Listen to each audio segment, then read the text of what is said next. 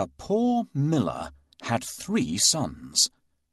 When he died, all that he left behind was a mill, a donkey, and a cat. "Well, since I'm the oldest," said his first son. "I'll take the mill." The second son quickly added, "And I'm next. I'll take the donkey." They looked at their younger brother, Marquis. "How lucky you are! You shall have the cat," the brothers said, and laughed out aloud. The poor fellow shook his head as his brothers left. It was not fair at all. "My brothers can make a fine living with a mill and a donkey, but what about me? I'm stuck with Puss," said Marquis, wringing his hands in despair. Puss had been listening. He stretched and yawned loudly.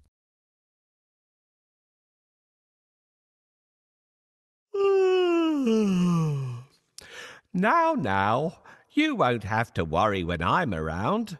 All I need is a bag and a handsome pair of boots, and I'll be able to take care of us both." "Sure you will," thought Marquis. But to be fair, he had seen Puss use many tricks to catch mice and rats. If nothing else, they wouldn't go hungry. Our father left us some property in his will. I can't help thinking that it's been divided unfairly. Do you remember what I got? A mill is a great way to make a living, but I didn't inherit it. My elder brother got it. My second brother got the donkey, and he's lucky because a donkey is very useful. My father has left me this cat. What am I supposed to do with it? You don't have to do anything with me. A talking cat? Did I really hear you speak, or am I dreaming? My dear master, please don't think that I'm useless. Just wait and see what I do, and you'll be happy that I belong to you. How can I be happy when I've only got a cat and nothing else? You will understand soon, but first, can you get me a pair of boots and a sack? Did you forget that I don't have any money? See if you can find a sack here. We'll get the cobbler to make you a pair of boots. Thank you. That's exactly what I need. Now that we have the sack, let's go and get a pair of boots from the cobbler. Found a sack? You're a smart fellow. Come, we'll go and see the cobbler. I'll pay him for the boots later. Yes, this is the cobbler's workshop. I can get my boots here. This is the last pair of boots I have. Let it bring you luck. Thank you. These boots suit me perfectly.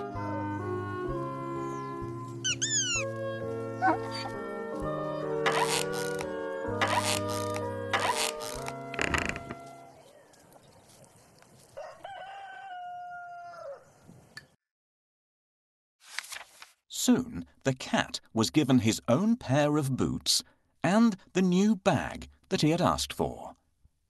The boots fitted him perfectly, and he looked very smart. Puss packed a juicy cabbage and some bran in the bag, and slung it around his neck. He polished his whiskers and set out. Puss headed straight to a spot where there were plenty of rabbits. He had a great plan in mind. Puss opened the bag wide and hid behind a tree. Soon a rabbit came hopping by. He saw the cabbage and leapt straight into the bag. Whoosh! As quick as the wind, Puss grabbed the bag and tied it closed with a piece of string. With the rabbit in his bag, Puss walked straight over to the king's palace. He bowed low and presented him with the rabbit. Your Majesty, said Puss in Boots in a royal voice, this humble gift comes from my master, Lord Marquis of Carabas. This was a fancy name that Puss had chosen for his master. What a thoughtful gift, said the king, who loved roasted rabbit. The next time, Puss managed to catch a brace of partridges and took them once again to the king. "This is wonderful. Tell your master I'm very pleased," said the king, who loved partridge stew even more. This went on for 2 months. Puss was becoming an expert at catching game, and the king was getting plumper. "First, I need a bait for the rabbit. What do you think rabbits love to eat?" "This would work well for catching mice, but we need something else for a rabbit." "Nope, I don't think the rabbits eat fish. I'll keep it for my lunch." "This is exactly what we need. No rabbit can resist the smell of a fresh cabbage. Get ready. When the rabbit comes closer, catch it." "Got you. Thanks for your help. I will take this rabbit to the castle and offer it to the king."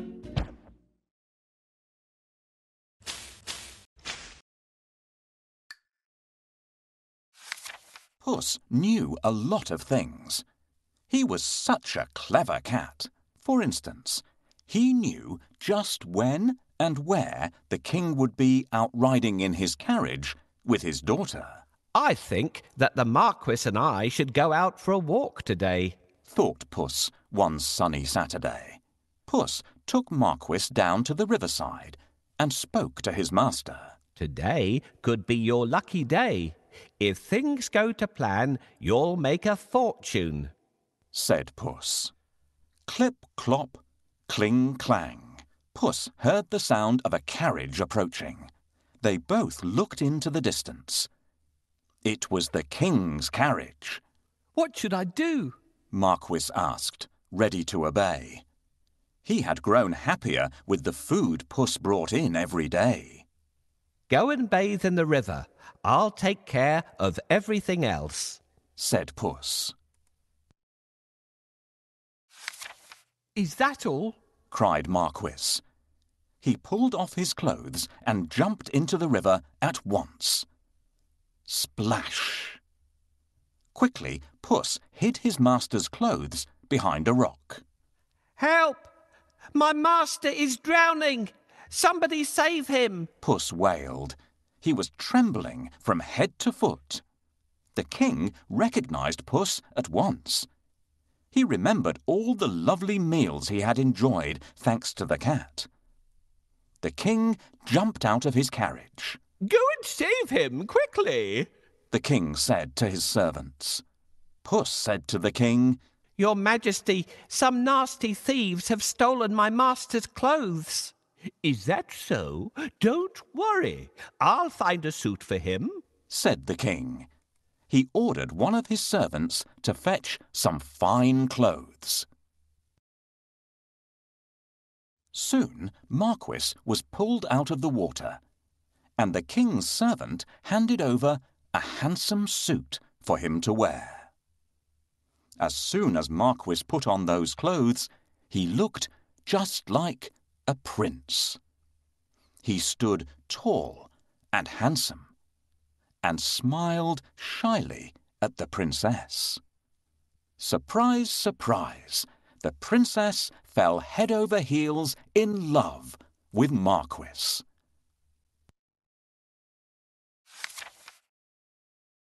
"Master, I have a great idea. All you need to do is go and bathe in the river. I will take care of the rest." "Well, all right. That's easy." "While he's bathing, I need to hide his clothes. Can you think of a good place to hide them?" "The nest. But it's too small. I don't think we could hide the clothes there." "Yes, this is a good place to hide them. The first task is done. We should wait for the king now. Can you see the coach?"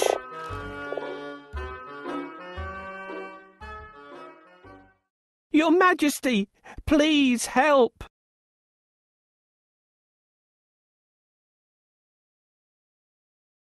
Your Majesty, please help!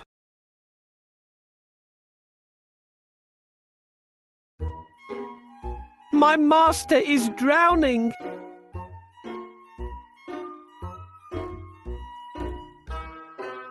Hurry up!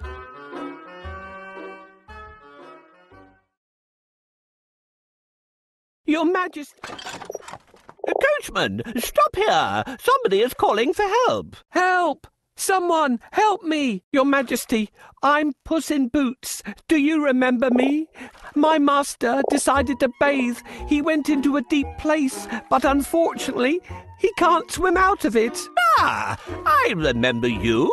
It's you who brought me the presents, right? Wait, we'll save your master. Oh, thank you. Please save the Marquis of Carabas. I wish I could save your master, but I can't swim. Lackey, hurry up and pull the Marquis out of the water. I must pull him out quickly, but I need a stick. Where will I find one? No, but this is a cane, not a stick. This cane will break easily. This is exactly what I want. Thank you for your help.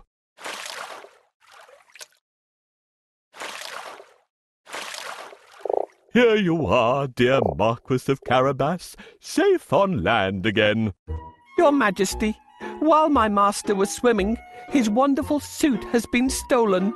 Now he has no clothes to wear. I'll order one of the best suits to be sent from the royal cloakroom for your master. Thank you for your help.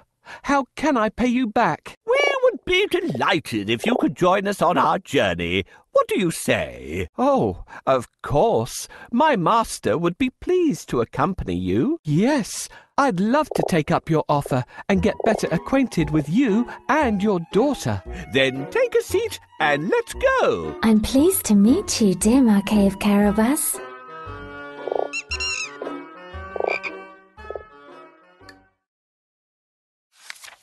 Puss grinned.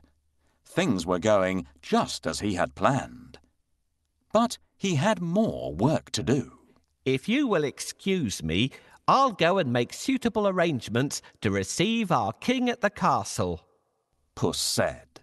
Marquis was puzzled because he didn't live in a castle. But he kept quiet. Puss ran ahead and met some men mowing the fields. My good fellows, stop your work and listen. The king is coming this way, and you are all in grave trouble. The only way to save yourselves is to say that these fields belong to the Lord Marquis of Carabas. Puss announced. The mowers looked at Puss in surprise. They were scared. This Lord Marquis must be very powerful, they thought. They agreed to do exactly what the cat said, to save themselves. Puss went ahead and saw some men and women reaping grain in a field. My good fellows, you can reap later, but listen to me now. The king is coming this way, and he'll make mincemeat of you unless you say that these fields belong to the Lord Marquis of Carabas, Puss announced.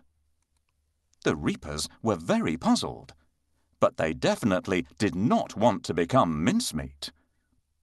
They promised to tell the king that the fields belonged to nobody but Lord Marquis of Carabas. Puss went ahead and warned everybody to tell the king that the land belonged to Lord Marquis. The people thought that it wouldn't be right to mess with Lord Marquis.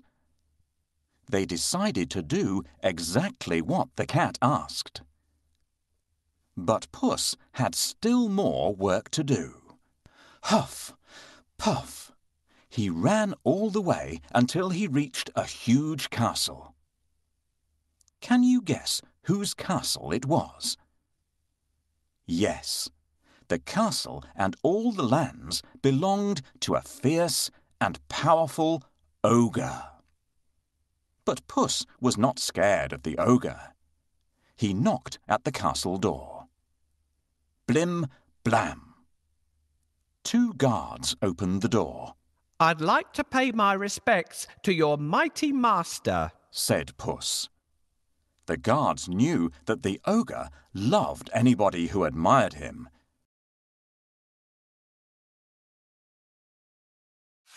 So they let Puss in at once. Puss bowed low to the ogre. I have heard much about your great powers. Is it really true that you can transform yourself into any animal you wish? Asked Puss. Even a lion? Watch me, said the ogre. Right before Puss's eyes, he transformed himself into a mighty lion. He roared so fiercely that Puss sprang up the curtains in fright. The ogre laughed loudly. That's amazing, said Puss. But I bet you can't turn yourself into a small creature. That's the most difficult thing in the world. I can, said the ogre. No, it would be impossible for a mighty ogre to turn into something like, for instance, a mouse? Said Puss. Oh, really? Asked the ogre, snapping his fingers. Boom! The ogre became a tiny mouse and scurried across the room. Quick as lightning, Puss pounced on the mouse and ate it in one gulp.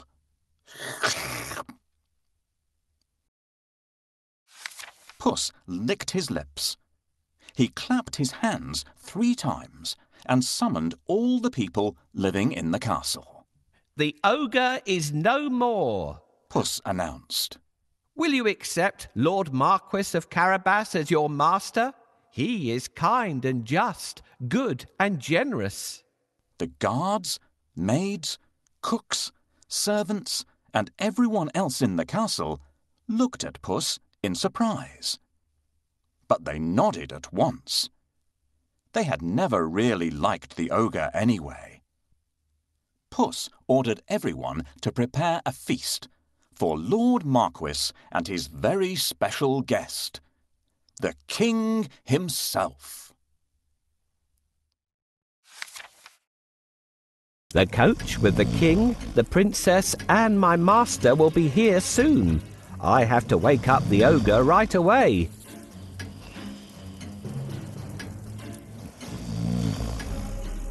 It looks like this noise isn't enough to wake him up. The ogre still sleeps soundly and has terrible ogre dreams. I don't think we would wake him up this way. Let's try something else.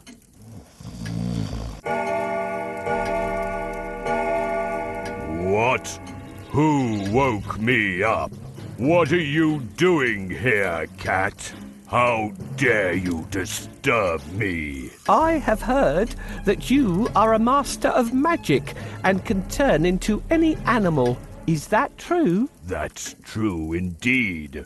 I can prove it if you have any doubt. I would like to see. Can you do it? Remember, if the ogre turns into an elephant, he could break up his castle, and then my master gets nothing. Turn into a lion, please. No problem. Whoa! How scary! Enough! I believe you. I really believe you now. Well, did I prove how great I am? Indeed, indeed. But if I ask you to turn into a tiny mouse, I bet you'll not be able to do it. That's so easy.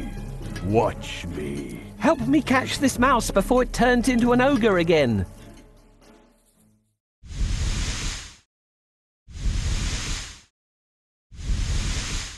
I'll catch you.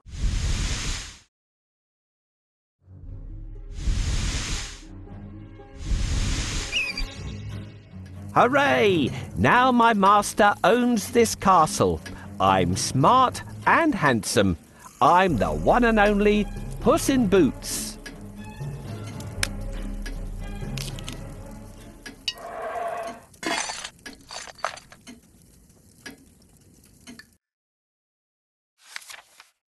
Meanwhile, the king travelled through the countryside, speaking to the people. He was very surprised to learn that almost all the land around him belonged to the young man by his side. When the king's coach finally reached the castle, Puss ran out to welcome them. Welcome to our humble abode, Puss said to the king. The king gulped. The castle was bigger and even more stunning than his own. Puss led them straight to the huge dining hall. The table groaned with the weight of roast chicken, rabbit stew, mince pies, smoked duck, and hundreds of other dishes. The king was in seventh heaven. After eating the great feast and sipping the finest wine he had ever tasted, the king said, My dear Lord Marquis, I'd be delighted if you would marry my only daughter.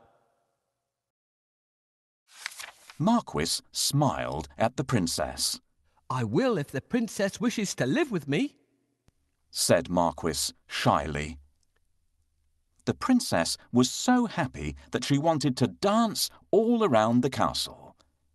She blushed in delight and nodded. They married and lived happily ever after. And so did Puss, because loyal Marquis made him a lord of the castle. Puss enjoyed great feasts every day and did not go after rats or mice any more, except now and then, when he wanted some fun.